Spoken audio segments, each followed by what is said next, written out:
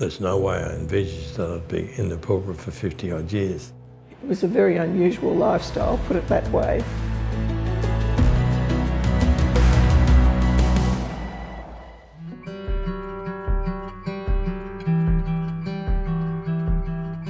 It was a huge development for Australia in those days. Iron ore had been banned from being exploited. In '62 they found the hematite, so it was a hell of a ride for both the WA government to deal with this new development, and I don't think most people these days understand what an extraordinary change it was to develop something like that in the middle of nowhere. I started in the Pilbara in 1962, working for Bells on the Robe and Wittenden Road. We was asked to do the road from Hamersley Station to Bulgida. The company that asked us to do the work was CRA, was Zinc Rio Tinto of Australia. It appeared to me that it was going to be a very big development. They did ask me to take shares out in Rio Tinto, but it's about the worst day's work I didn't do because I didn't take any shares out. リオティントと日本の鉄鋼業の関係は1965年にリオティントの鉄鉱石を日本の鉄鋼業として調達する契約を初めて交わしました。I first joined CRA in January 1967 as the first female field geologist. The company had just begun shipping ore, so the facilities were there for both people to live and also the basic mine site. It was only a few million tonnes operation, so small, but with a lot of promise. When I first went to the Pilbara as a 17-year-old, I came up for 6 months to get a few bucks for a new car. Back in 1971, it was like, you see in the classics, it was the Wild West. It was dirt road from Carnarvon, and then it was a goat track from the North Western Highway, and then you come across this little town called Panawanaka, which was in the Robe Valley. Initially, I went up to Tom Price Paraburdoo, did that extension. Although we built the rail line in '71, Paraburdoo didn't start mining till about '73 because it was a bit of a glut in iron ore. When I started with Robe, that was at the completion of the construction of the Cape Moment to Panawanaka line. It's so different to what it was in the early construction days and the early mining days. I mean, in those days, I guess there was a lot of fun when you're a younger bloke, but you didn't have the creature comforts you've got now. We had people wearing short sleeves and short shorts, and yes, they were wearing boots and hard hats and glasses, but the fundamental causes of accidents and deaths wasn't understood, and nor was it managed. Over time, it was realised that safety is all about hearts and minds.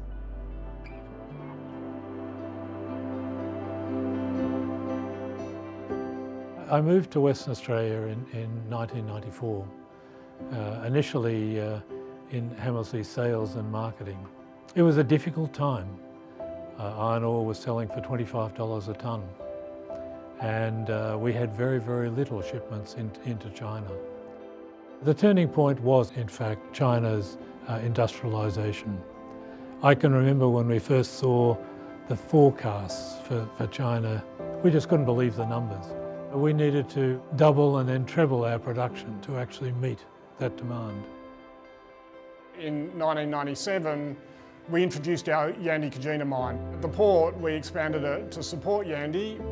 I was lucky enough as a relatively young engineer to be involved, and people couldn't believe as a young engineer that I would get involved in a 5 million tonne expansion. Hard to believe you go forward about 10 or 15 years from there, and then we're doubling the size of our port and we're adding 180 million tonnes of capacity as we grow to meet the China boom. Automation, technology has been critically important. We are a very different business today because of automation. It's safer, it's more efficient, it's got lower impact on the environment. We've used best in class around the world, we've partnered with others. We've actually helped set the tone for not only the mining industry, but other industries that have captured what we've done and built on our success.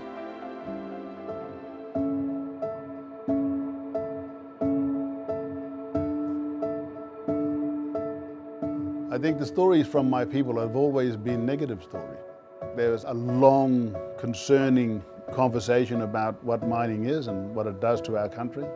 The flip side to us is the long conversation now about what mining can also do in terms of help. Prior to the agreements in and around 2007, the relationships with Aboriginal people was certainly less formal. The agreements from 2007 onwards reflected a maturity on both sides. In the early days it was tough. We couldn't get a job.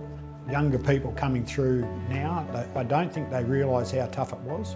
I don't think they realise how much work we had to do to get recognition.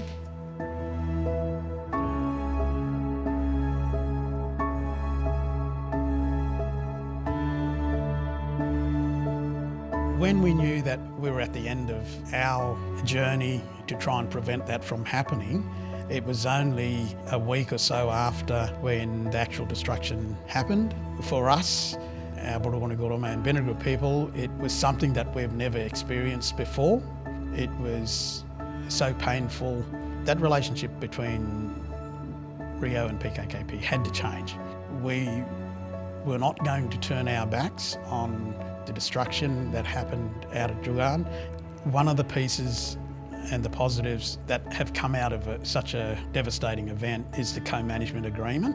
It's enabled both PKKP and Rio Tinto to rebuild the trust. It's also enabling the PKKP people to start that healing process, and that is significant for us.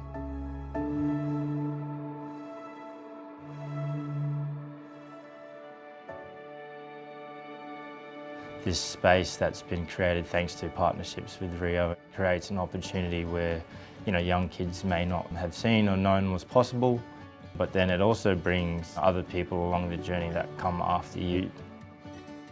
The Lifelight Jets and the partnership with Rio Tinto have had a fantastic impact for those living in the Pilbara.